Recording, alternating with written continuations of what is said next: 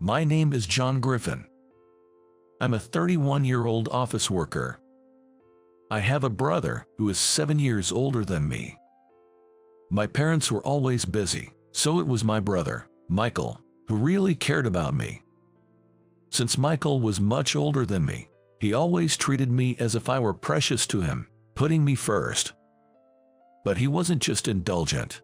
He was also the kind of person who reprimands me when necessary. As a result, I've become quite the brother's boy. Even from my perspective as his younger brother, Michael was an exceptional person. He always had top grades and was incredibly athletic. When he taught me, he was always clear and easy to understand. Michael, you are truly amazing. John, you're pretty amazing too. You catch on quickly and have a high comprehension ability, so you remember everything in no time. Eager to live up to my admirable brother's expectations, I've been striving hard every day. As a result, I managed to land a job at my current company. By the way, it's not that I have a bad relationship with our parents. I think it's pretty typical. And the one who has always supported me is my childhood friend, Ashley. John, your calm nature is one of your strengths. Really? Do you think so? Yes, I do, and that's what I love about you. She's always been quick to notice whenever I was troubled or lacked confidence about myself, and she would say that to encourage me. Ashley has always been by my side as a childhood friend. Now, she's by my side as my wife. And now, Ashley is carrying our cherished child, and I am building a happy family together. I think the atmosphere at the company where I work is very good. Everyone is friendly and supportive, helping each other out. Whenever I have some free time, I actively offer my help. I'm truly glad to be working at this company. Instead of chatting, get back to work. Except for just one person. The moment department manager, Elizabeth, appears, the warm and friendly atmosphere turns tense. She was recently transferred to our department due to a personal change. I graduated from a prestigious university, you know. You lowly folks should just follow my orders. Elizabeth seems quite proud of her academic background, bringing it up at every opportunity. It appears she's been asking everybody about their educational background. In doing so, she seems to have concluded that she is the most highly educated among us. I'm more concerned about work performance than academic credentials, so I wish she would focus on her work instead of boasting about her educational background. What university did you graduate from? And then, she asked me about my educational background. It was a busy period, and I was already finding her troublesome. I didn't graduate the university in the States, anyway. What? Are you just a high school graduate? No way. Being a high school graduate these days means you're incompetent, aren't you? I tried to brush her off and get back to work quickly, but Elizabeth just assumed I was a high school graduate and started mocking me. I don't usually mind such things. People have different opinions, after all. Besides, Elizabeth believes that she, being a prestigious university graduate, is the most important and correct, and she doesn't need to listen to anyone with lower educational background. So, if she just looked down on me, I could ignore it, but hey you, the low-educated, finish this job by tomorrow. Wait, Elizabeth, isn't this your job? And the deadline is supposed to be next week. Since you're incompetent, all you need to do is follow my orders. It's troublesome when she dumps her work on me and harasses me like this. My colleagues helped me through it, but the atmosphere in the department had turned tense and uncomfortable. John, are you okay? You seem a bit tired. As soon as I got home, I let out a sigh, and Ashley asked me about it. She works at the same company but is currently on maternity leave and unaware of the situation at work. I wanted her to focus on preparing for the baby, but I decided to vent a little. Actually, I've been targeted by someone troublesome, and she has been dumping her work on me. That sounds tough. If you want, I'm here to listen to more details. Taking advantage of her kindness, I ended up telling her almost everything about Elizabeth. I never imagined that our conversation would be passed on to someone else. John, can we talk for a second? Sure, what's up? One day at work, my brother, Michael, called out to me. Both Michael and I had moved out of our parents' house, and since we work in different departments and hold different positions, we rarely get the chance to talk. Even though we keep in touch regularly, I was puzzled why he chose this moment to talk. I heard quite a bit from Ashley. I couldn't help but smile wryly at his words. Ashley has been my childhood friend, which has also led to her having a close relationship with my brother. There's no romantic interest between them, and I worry about nothing because Michael is deeply in love with his wife. To avoid any misunderstandings, they've made a point of not meeting without me and my sister-in-law present, and they always show me any communication they have, just to be thorough. Now, he's showing me their messages exchanged as he speaks. I think it's a bit much, though. If you need me, I'm willing to step in. It's okay. Talking to Ashley made me feel a lot better, and for now, I'd like to see how things play out. Is that so? I smiled at my concerned brother and declined his generous offer. After that, we chatted about other things before parting ways. Hey, Elizabeth. Why is someone as incompetent as you getting cozy with Michael? Out of nowhere, Elizabeth confronted me, having apparently been watching us. Is she close to my brother? Weren't they almost 10 years apart in age? You have no right to casually talk to Michael. Stay away from him from now on. I have a question. What exactly is your relationship with him? We used to be in the same department. Well, I plan to make him mine someday. At those words, I couldn't help but widen my eyes in surprise.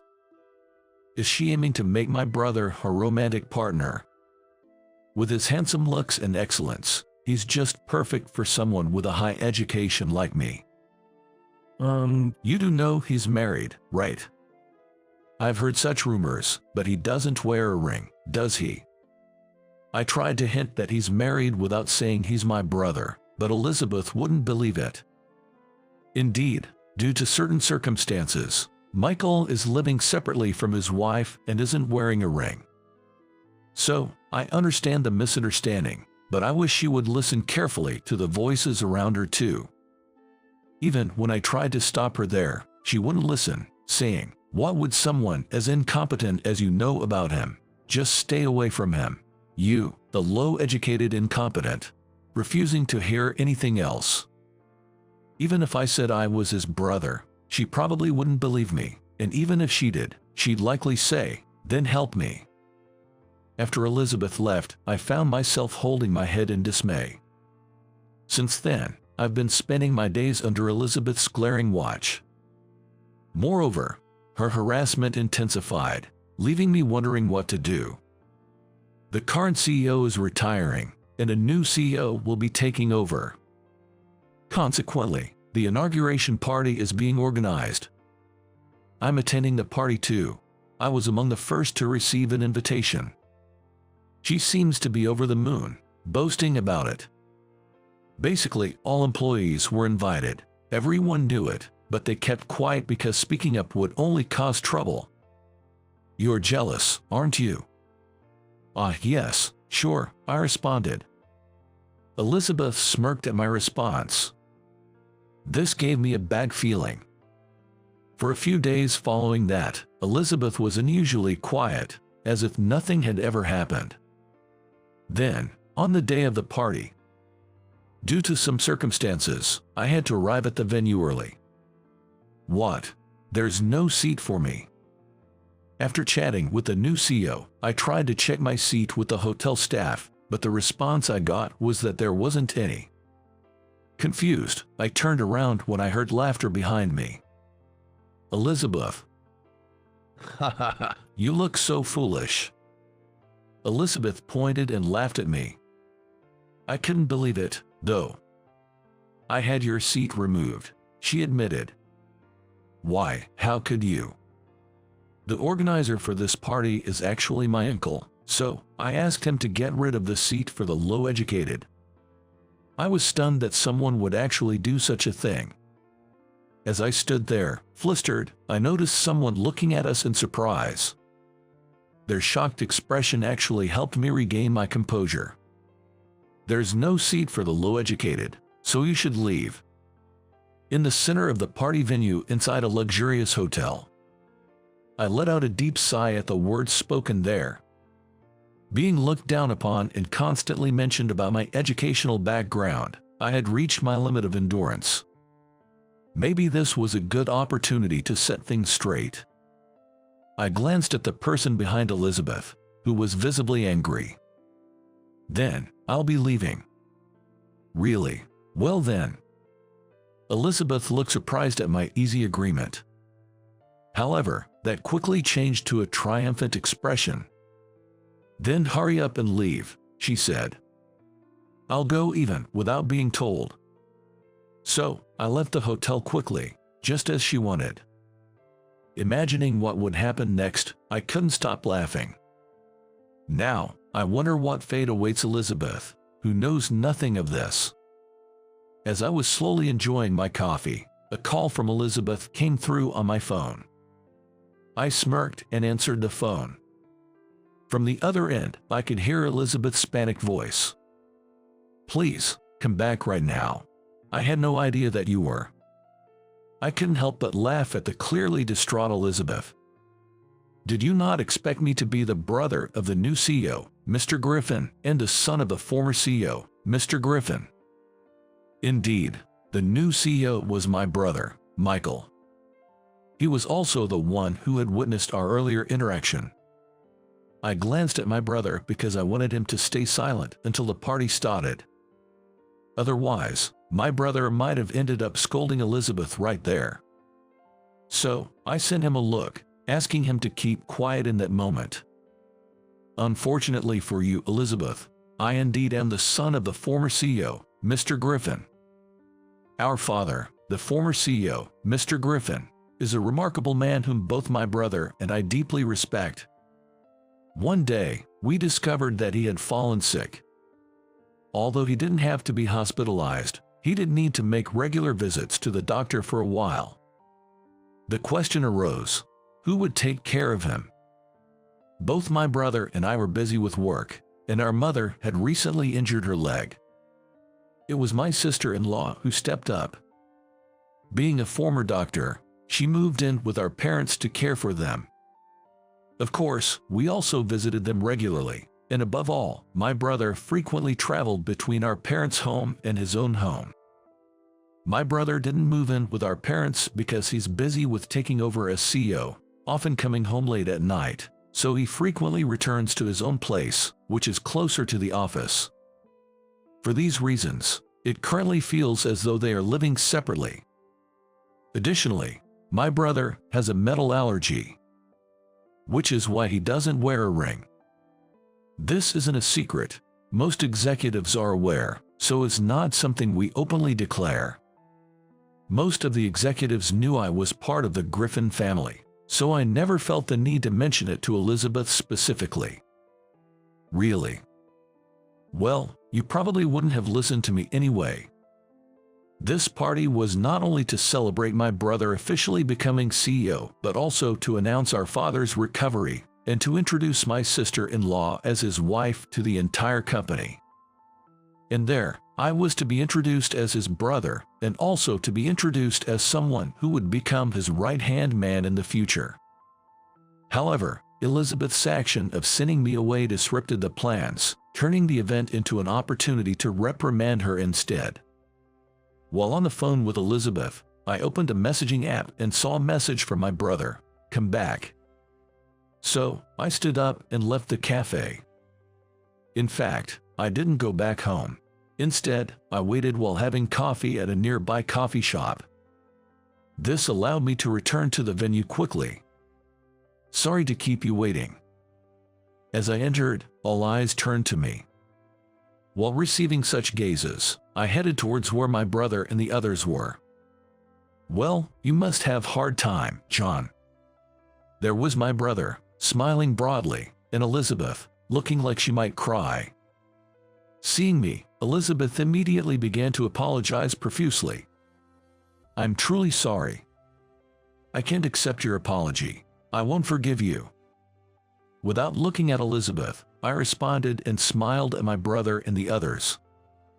"Sorry for the trouble. Don't worry about it." My brother easily forgave me as I apologized. Then, he pointed at Elizabeth. It seemed he was giving me the chance to fight back against her before he enacts any punishment. I nodded with a smile and turned back to Elizabeth. "I'm not forgiving you because of the disrespect you showed to Griffin's family, but for what you did to me personally. I'm so sorry. You're only apologizing because I'm part of the Griffin family, right? If I were the low-educated incompetent you mentioned, you wouldn't apologize, would you?" Upon hearing that, Elizabeth's face turned pale. "Oh, there was it. I need to make sure to correct that part as well. By the way, I'm not a high school graduate." "What?" "I graduated from high school in the States, but went abroad for university." "Abroad? I haven't heard that from you before."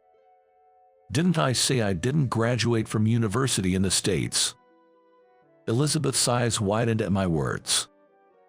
"I'm not as exceptional as my brother, but I'm fairly accomplished in my own right. That's why I went abroad right after graduating from high school. Well, I don't go around bragging about my educational background like some people do. Such the low-educated incompetent, what would they? If I'm the low-educated incompetent, I wonder how excellent you must be."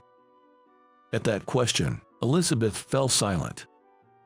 Then, my brother stepped forward. "We will consider the consequences of this incident carefully." At his words, Elizabeth's shoulders slumped in defeat. "John, will you stay for the party?" "No, I'll be going home. I want to see my wife." I had planned to leave early after a brief introduction. After all, my pregnant wife, Ashley, was waiting for me at home, so I wanted to see her as soon as possible. Understanding this, my brother gave a wry smile, but this time I went home on my own accord. "Hi honey, how was your day? You could have stayed a bit longer and enjoyed the party." "The party is nothing compared to how important Ashley is to me." My beloved wife was waiting for me at home, and the thought brought a genuine smile to my face. I began to harbor special feelings for Ashley during our high school days. Back then, I was deeply troubled. Though I now hold nothing but respect, I felt a terrible inferiority complex towards my family members.